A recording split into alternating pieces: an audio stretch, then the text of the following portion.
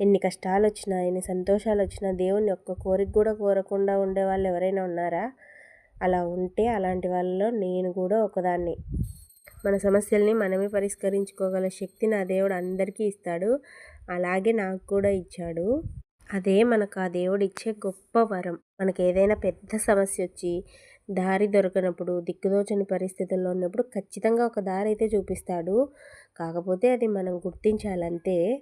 ఎవరైనా నేను పలానా పూజ చేసుంటే ఆ కోరిక తీరింది అని చెప్తా ఉంటారు కదా! అప్పుడు నాకు కూడా ఆ పూజ చేయాలనిపిస్తది. చేస్తాను కూడా ఒక్కొక్కసారి.